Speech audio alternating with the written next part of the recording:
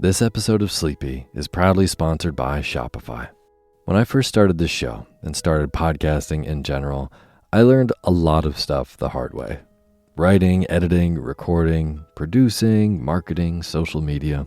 It was a lot to start doing this, and while I love knowing how to do all those things now, I definitely would have loved to know about tools that would have made my life simpler, like I do today. Tools that make my business and my life just run smoother. Well, Shopify is definitely one of those tools. It is the business behind the business. It's the commerce platform behind millions of businesses around the world, from household names like Mattel to businesses just getting started. There's hundreds of ready-to-use templates to build a beautiful online store that matches your brand. Shopify has tons of helpful AI tools to help you build out and fill your site in no time. It's also really easy to get the word out with easily made email and social media campaigns. And best yet, Shopify is your commerce expert with world-class expertise in everything from managing inventory to international shipping to processing returns and beyond. So if you're ready to sell, you're ready for Shopify. Turn your big business idea into reality with Shopify on your side. Sign up for your $1 per month trial and start selling today at shopify.com/Otis. Go to shopify.com/OTIS. Shopify.com/Otis. I'll put a link for this in the show notes. Thanks. Buying a car in Carvana was so easy. I was able to finance it through them. Whoa, wait, you mean finance? Yeah, finance. Got pre-qualified for a Carvana auto loan, entered my terms, and shot from thousands of great car options, all within my budget. That's cool, but financing through Carvana was so easy. Financed. Done. And I get to pick up my car from their Carvana vending machine tomorrow. Financed. Right, that's what I said. You can spend time trying to pronounce financing, or you can actually finance and buy your car today on Carvana. Financing subject to credit approval. Additional terms and conditions may apply. Hey, my name's Otis Gray, and you're listening to Sleepy.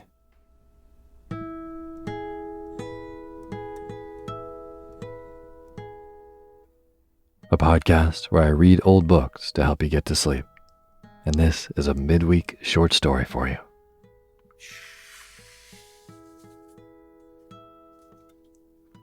I've got a story tonight that is, it's a relatively famous one.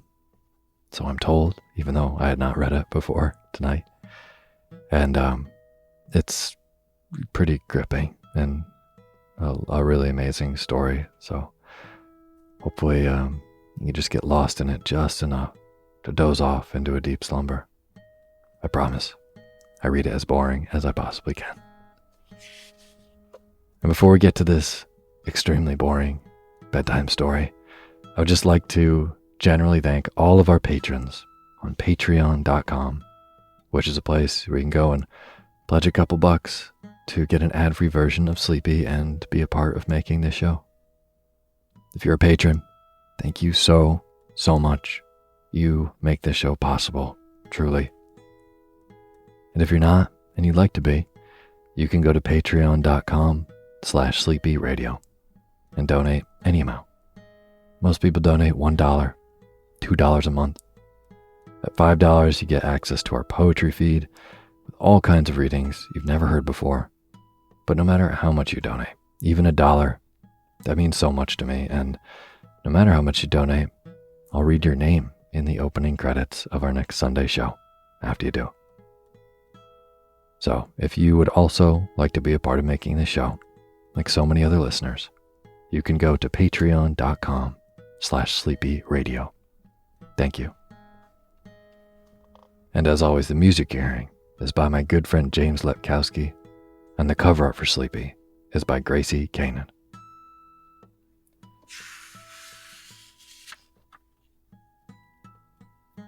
Tonight, I'm bringing you a story by Guy de Maupassant, French writer, novelist, wrote short stories, and this is one of those kind of moral lesson allegory stories, and it's really a gorgeous little tale, very well told. His writing just feels like it doesn't have an ounce of fat on it. It's just really, really, truly brilliant storytelling that covers a lot of time and not many pages. Anyways, I hope you've been sleeping with this cooler weather. I know I have, even though I'm missing summer quite a bit. But I am excited to bring you some more chilly stories, and next month, as always, we've got Spooky October coming. So, spookier stories coming your way. Please, if you have any recommendations or requests, go find me on Patreon and ask, because that is how I choose a lot of the stories. But for tonight, for this cool September night, I hope you can sleep so soundly to this short story, The Necklace by Guy de Maupassant. And now is the time for you to fluff up your pillow just how you like it. Feel yourself melt into your bed. Get real comfortable. Close your eyes. And let me read to you.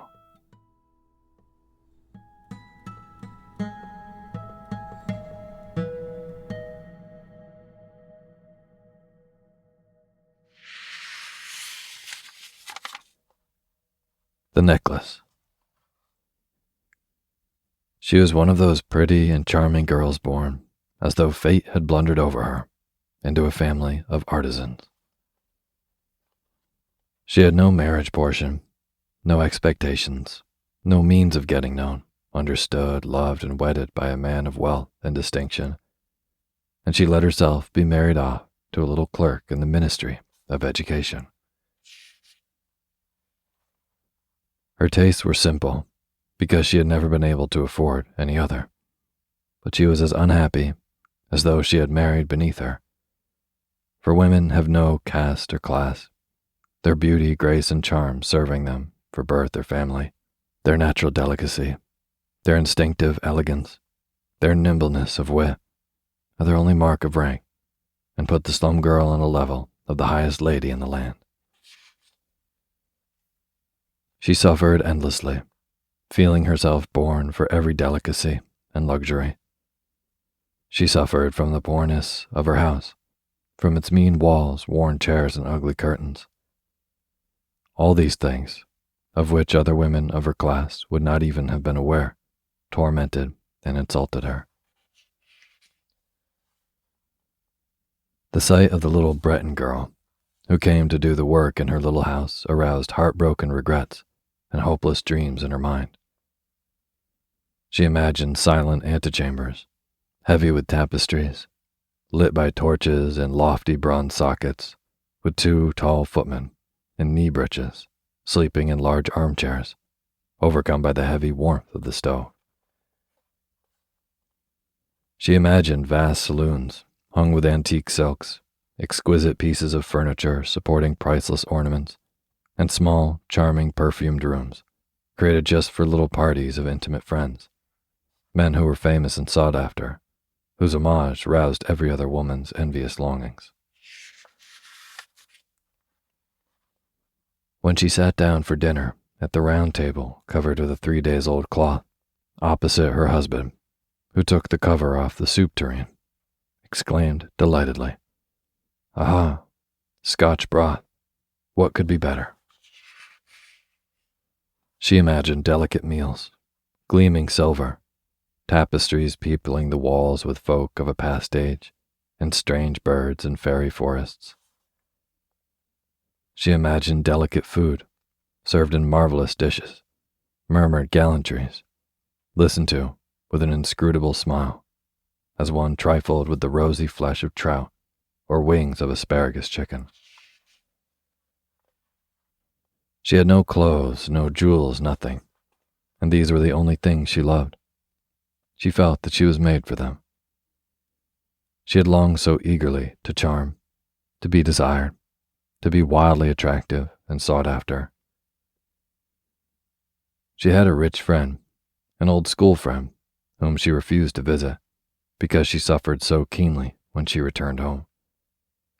She would weep whole days, with grief, regret, despair, and misery.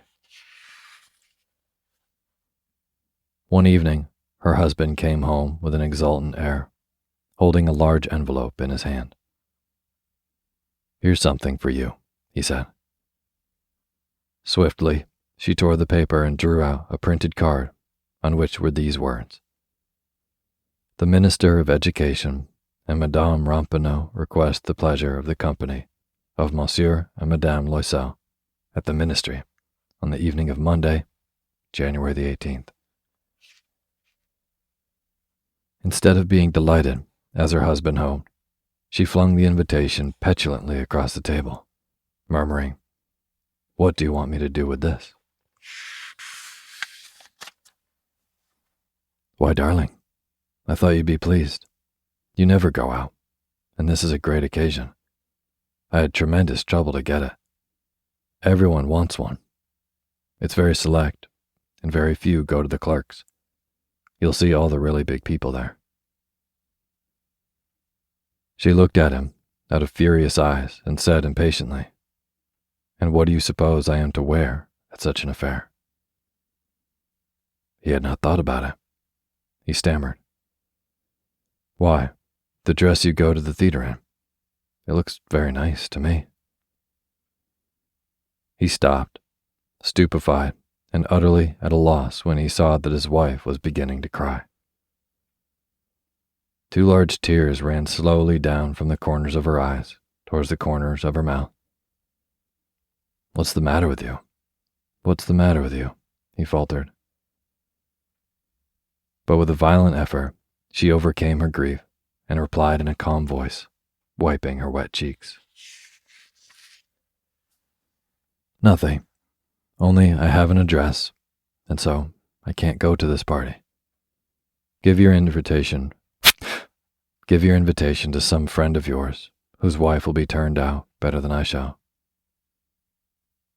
He was heartbroken. "Look here, Matilda," he persisted. "What would be the cost of a suitable dress, which you could use on other occasions as well? Something very simple." She thought for several seconds, reckoning up prices and also wondering for how large a sum she could ask without bringing upon herself an immediate refusal and an exclamation of horror from the careful-minded clerk. At last she replied with some hesitation, "I don't know exactly, but I think I could do it on 400 francs. He grew slightly pale, for this was exactly the amount he had been saving for a gun, intending to get a little shooting next summer on the plain of Nanterre with some friends who went lark shooting there on Sundays. "Nevertheless," he said, "very well, I'll give you 400 francs, but try and get a really nice dress with the money." The day of the party drew near, and Madame Loisel seemed sad, uneasy, and anxious. Her dress was ready, however. One evening, her husband said to her, "What's the matter with you? You've been very odd for the last 3 days." "I'm utterly miserable and not having any jewels, not a single stone to wear," she replied. "I shall look absolutely no one. I would almost rather not go to the party." "Wear flowers," he said. "They're very smart at this time of year. For 10 francs, you could get 2 or 3 gorgeous roses." She was not convinced. "No, there's nothing so humiliating as looking poor in the middle of a lot of rich women." "How silly you are," exclaimed her husband. "Go and see Madame Forestier and ask her to lend you some jewels. You know her quite well enough for that." She uttered a cry of delight.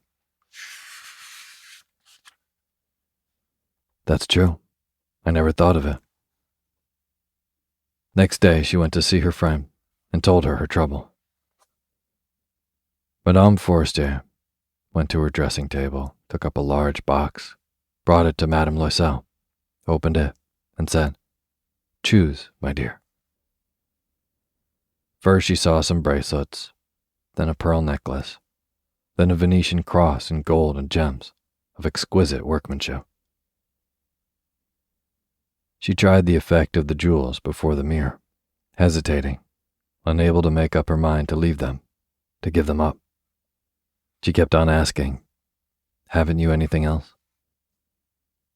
"Yes, look for yourself," I don't know what you would like best." Suddenly, she discovered, in a black satin case, a superb diamond necklace. Her heart began to beat covetously. Her hands trembled as she lifted it. She fastened it round her neck, upon her high dress, and remained in ecstasy at the sight of herself. Then, with hesitation, she asked in anguish, "Could you lend me this? Just this alone?" "Of course." She flung herself on her friend's breast, embraced her frenziedly, and went away with her treasure. The day of the party arrived. Madame Loisel was a success. She was the prettiest woman present, elegant, graceful, smiling, and quite above herself with happiness. All the men stared at her, inquired her name, and asked to be introduced to her. All the undersecretaries of state were eager to waltz with her. The minister noticed her. She danced madly, ecstatically, drunk with pleasure, with no thought for anything, in the triumph of her beauty, in the pride of her success, in a cloud of happiness made up of this universal homage and admiration, of the desire she had aroused, of the completeness of a victory so dear to her feminine heart. She left about 4 o'clock in the morning. Since midnight, her husband had been dozing in a deserted little room, in company with 3 other men whose wives were having a good time. He threw over his shoulders the garments he had brought for them to go home in, modest everyday clothes, whose poverty clashed with the beauty of the ball dress. She was conscious of this, and was anxious to hurry away, so that she would not be noticed by the other women putting on their costly furs. Loisel restrained her. "Wait a little. You'll catch cold in the open. I'm going to fetch a cab." But she did not listen to him, and rapidly descended the staircase. When they were out in the street, they could not find a cab. They began to look for one, shouting at the drivers whom they saw passing in the distance. They walked down towards the Seine, desperate and shivering. At last they found on the quay one of those old night-prowling carriages, which are only to be seen in Paris after dark, as though they were ashamed of their shabbiness in the daylight. They brought them to their door in the Rue des Martyrs, and sadly they walked up to their own apartment. It was the end for her. For him, he was thinking that he must be at the office at 10. She took off the garments in which she had wrapped her shoulders, so as to see herself in all her glory before the mirror. But suddenly she uttered a cry. The necklace was no longer around her neck. "What's the matter with you?" asked her husband, already half undressed. She turned towards him in the utmost distress. I've no longer got Madame Forrester's necklace." He started with astonishment. "What? Impossible." They searched in the folds of her dress, in the folds of the coat, in the pockets, everywhere. They could not find it. "Are you sure you still had it on when you came away from the ball?" he asked. "Yes, I touched it in the hall at the ministry." "But if you had lost it in the street, we should have heard it fall." "Yes, probably we should. Did you take the number of the cab?" "No. You didn't notice it, did you?" "No." They stared at one another, dumbfounded. At last, Loisel put on his clothes again. "I'll go over all the ground we walked," he said, "and see if I can't find it." And he went out. She remained in her evening clothes, lacking strength to go into bed, huddled on a chair, without volition or power of thought. Her husband returned about 7. He had found nothing. He went to the police station, to the newspapers, to offer a reward, to the cab companies. everywhere that a ray of hope impelled him. She waited all day long, in the same state of bewilderment at this fearful catastrophe. Loisel came home at night, his face lined and pale. He had discovered nothing. "You must write to your friend," he said, "and tell her that you've broken the clasp of her necklace and are getting it mended. That will give us time to look about us." She wrote at his dictation. By the end of a week, they had lost all hope. Loisel, who had aged 5 years, declared, "We must see about replacing the diamonds." Next day, they took the box which held the necklace and went to the jeweler's whose name was inside. He consulted his books. "It was not I who sold this necklace, madame. I must have merely supplied the clasp." Then they went from jeweler to jeweler, searching for another necklace like the first, consulting their memories, both ill with remorse and anguish of mind. In a shop at the Palais Royal, they found a string of diamonds, which seemed to them exactly like the one they were looking for. It was worth 40,000 francs. They were allowed to have it for 36,000. They begged the jeweler not to sell it for 3 days, and they arranged matters on the understanding that it would be taken back for 34,000 francs if the first one were to be found before the end of February. Loisel possessed 18,000 francs left to him by his father. He intended to borrow the rest. He did borrow it, getting 1,000 from one man, 500 from another, 5 louis here, 5 louis there. He gave notes of hand, entered into ruinous agreements, did business with usurers and the whole tribe of moneylenders. He mortgaged the whole remaining years of his existence, risked his signature without even knowing if he could honor it, and appalled at the agonizing face of the future, at the black misery about to fall upon him, at the prospect of every possible physical privation and moral torture, he went to get the new necklace and put upon the jeweler's counter 36,000 francs. When Madame Loisel took back the necklace to Madame Forestier, the latter said to her in a chilly voice, "You ought to have brought it back sooner. I might have needed it." She did not, as her friend had feared, open the case. If she had noticed the substitution, what would she have thought? What would she have said? Would she not have taken her for a thief? Madame Loisel came to know the ghastly life of abject poverty. From the very first, she played her part heroically. This fearful debt must be paid off. She would pay it. The servant was dismissed. They changed their flat. They took a garret under the roof. She came to know the heavy work of the house, the hateful duties of the kitchen. She washed the plates, wearing out her pink nails on the coarse pottery and the bottoms of pans. She washed the dirty linen, the shirts and dishcloths, and hung them out to dry on a string. Every morning she took the dustbin down into the street and carried up the water, stopping on each landing to get her breath. And, clad like a poor woman, she went to the fruiter, to the grocer, to the butcher, a basket on her arm, haggling, insulted, fighting for every wretched halfpenny of her money. Every month, notes had to be paid off, others renewed, time gained. Her husband worked in the evenings at putting straight a merchant's accounts, and often at night he did copying at 2 pence halfpenny a page. And this life lasted 10 years.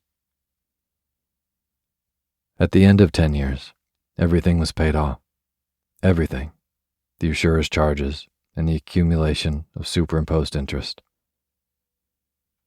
Madame Loisel looked old now. She had become like all the other strong, hard, coarse women of poor households.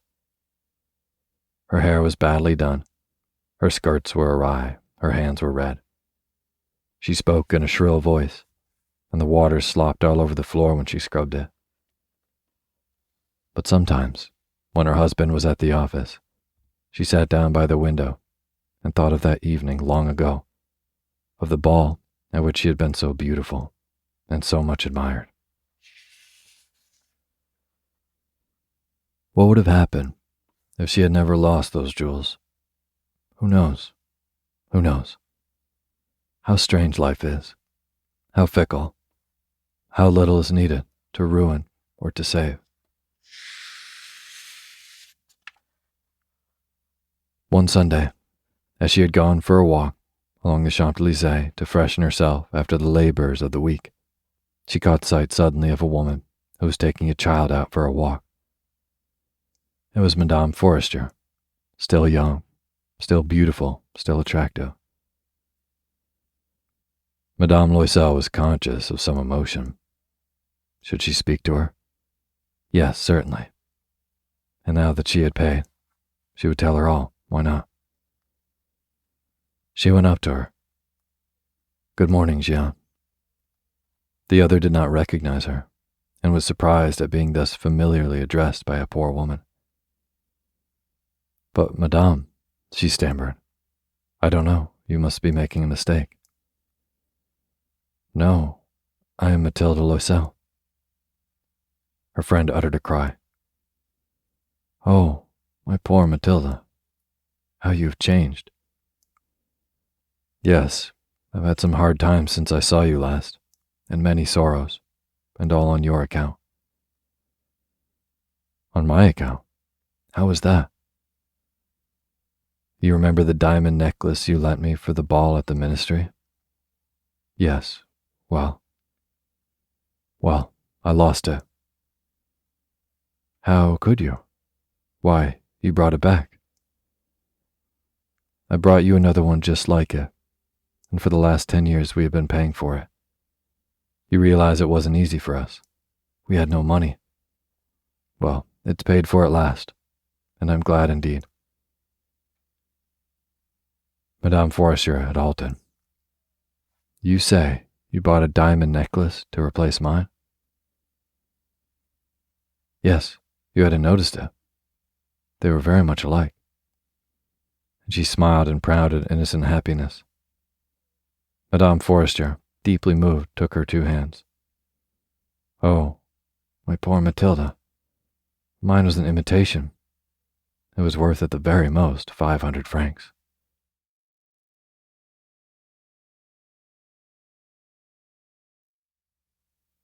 Thank you for listening to Sleepy. Good night.